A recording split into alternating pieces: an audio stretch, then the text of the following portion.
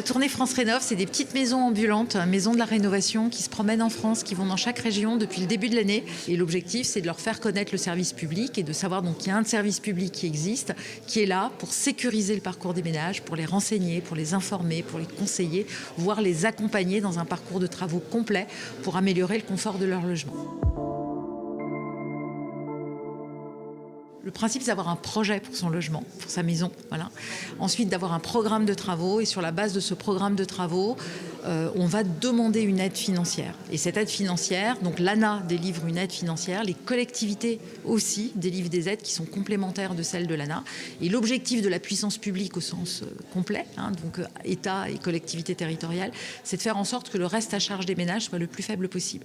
Et ce reste à charge est le plus faible possible pour notamment les ménages qui sont les plus modestes, c'est-à-dire ceux qui évidemment ont des revenus qui sont les plus faibles possibles.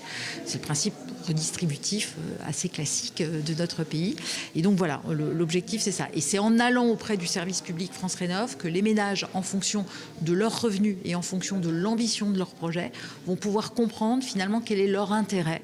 Et à partir de là, ils choisissent le parcours qui correspond aussi à leur moment de vie.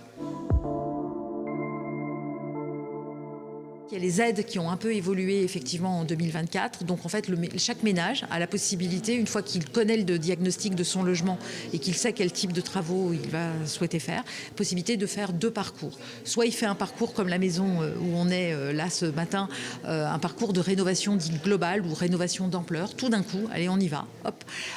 Ou alors il décide pour des raisons diverses de le faire par étapes successives parce que tout simplement sa vie lui permet pas à un moment donné de s'engager vraiment dans un chantier aussi important que celui qu'on voit aujourd'hui.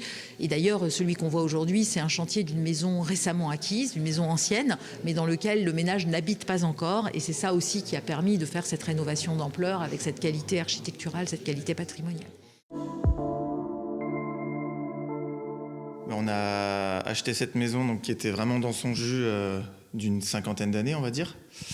Donc le bâtiment, lui, a plus de 200 ans et donc on a commencé par tout déconstruire. Il faut rien lâcher, mais quand on voit le rendu et qu'on se pose un petit peu et qu'on regarde les photos de ce que c'était avant, c'est quand même top et je le conseillerais on se dit que ça vaut le coup. À des couples comme nous qui veulent se lancer dans un projet comme ça et respecter aussi ce que les anciens ont pu construire et garder le cachet de l'ancien avec le confort du moderne. C'est ce qu'on a voulu et on est en phase de réussir.